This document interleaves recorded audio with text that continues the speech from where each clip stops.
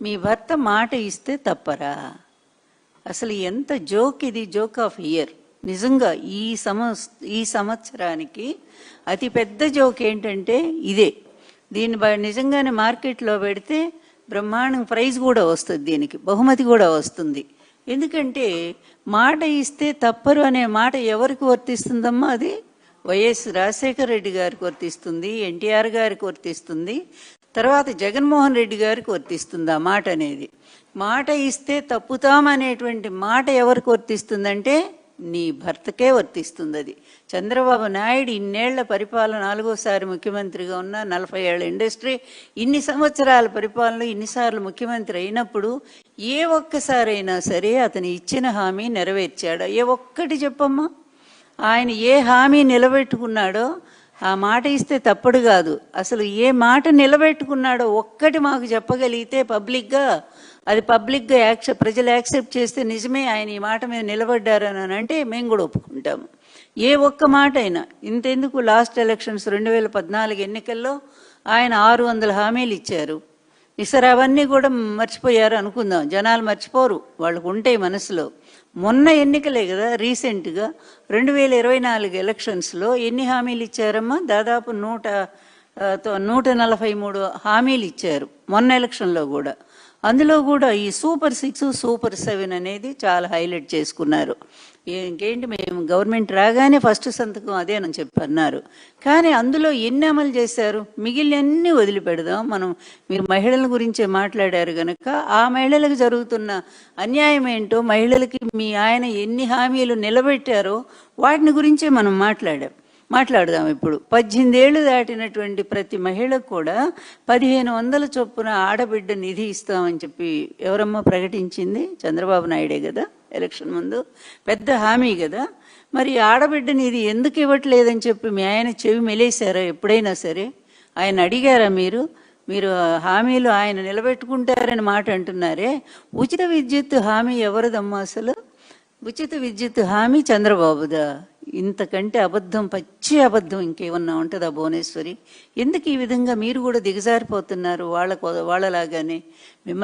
మీరంటే ఇప్పటికి కూడా నాకు గౌరవం ఉంది, మా అమ్మాయిగా మేము అభిమానిస్తాం. కానీ ఈ విధంగా పచ్చి అబద్ధాలు మీ ఆయన కాపాడుకోవటం కోసం ఇంత పచ్చి అబద్ధాలు ఆడాల్సిన అవసరం ఉందా? ఇదే నిజంగా సపోర్ట్ ఆ రోజు ఎన్టీఆర్ గారికి ఉంటే, కూతురుగా నువ్వు ఇచ్చుంటే ఆయన బతికుండేవాడేమో ఇప్పటిదాకా. కానీ ఒక్కరోజు కూడా నీ తండ్రికి నువ్వు సపోర్ట్ ఇవ్వలేదే. ఈరోజు చంద్రబాబు నాయుడు దుర్మార్గ పరిపాలన, దుష్ట పరిపాలన, ఈ రెడ్ బుక్ రాజ్యాంగం, నీ కొడుకు రాజ్యాంగం, ఈ దరిద్ర పరిపాలన సపోర్ట్ చేయడానికి నువ్వు మళ్ళీ ప్రజల్లోకి వచ్చావా? వీటికి సమాధానాలు చెప్పు ముందు. మరి ఈ మహిళలు 18 ఏళ్ళు దాటినటువంటి ప్రతి మహిళకు కూడా ఆడబిడ్డనేది ఇస్తానది అది అమలు చేశారా? అదేవిధంగా మరి బీసీ మహిళలకు 50 ఏళ్లకే పెన్షన్ ఇస్తామని చెప్పి మీ భర్త హామీ ఇచ్చాడు. ఇంకా చాలా ఉన్నాయి, చేయూత, మహిళా చేయూత, ఆసరా, ఇలాంటివన్నీ జగన్మోహన్ రెడ్డి గారి టైంలో అమలు చేసినటువంటి పథకాలు. వాటన్నిటిని కూడా ఒక్కటన్నా అమలు చేస్తున్నారా? కనీసం సంవత్సరానికి 3 సిలిండర్లు ఇస్తామన్నారు మహిళలకి, గ్యాస్ సిలిండర్లు 3 ఇస్తామన్నారు.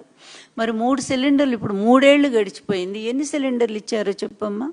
ఒక్కో ఇంటికి ఎన్ని సిలిండర్లు ఇచ్చారు? అదేవిధంగా మరి ప్రతి ఆడబిడ్డకు కూడా 1500 రూపాయలు ఇస్తా ఉన్నారు కదా. పుట్టిన ప్రతి బిడ్డకి తల్లికి వందనం అని పేరు మార్చారు కదా మీరు. మరి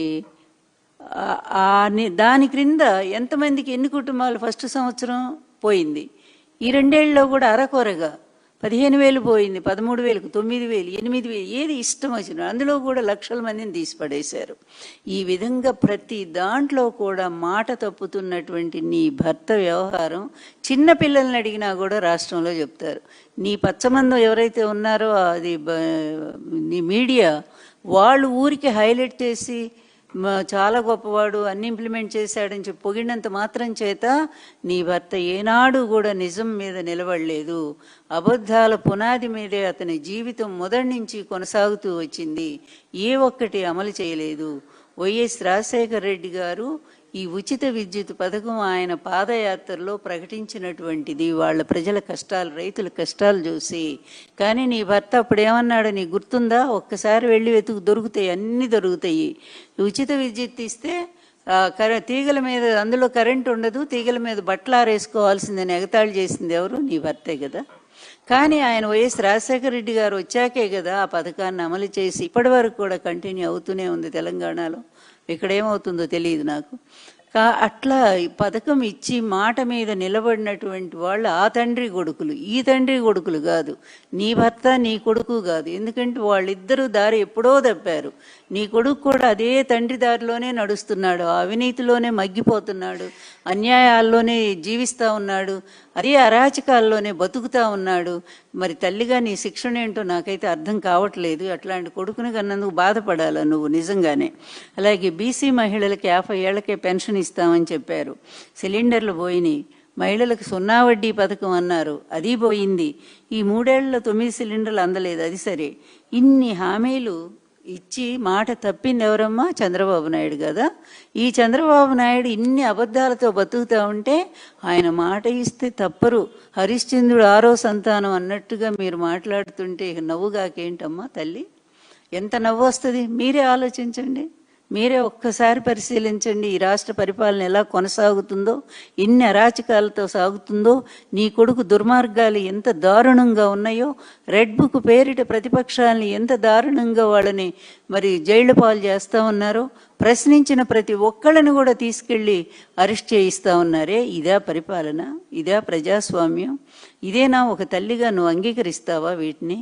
నాకు అనిపిస్తూ ఉంది ఈ మధ్య. ఎందుకంటే ఇప్పటికే రాష్ట్రంలో 3 అధికార వ్యవస్థలు నడుస్తూ ఉన్నాయి. ఇది 3వ ప్రశ్నమ్మా ఎందుకంటే మీరు ఆ విధంగా తిరుగుతూ మాట్లాడుతున్నారు కనుక అందరికి అనుమానం వస్తూ ఉంది. మీరు కూడా రాజకీయాల్లో, ప్రత్యక్ష రాజకీయాల్లోకి వచ్చేస్తారనేటువంటి అనుమానం నాకు వచ్చింది, అందరికీ వస్తానే ఉంది.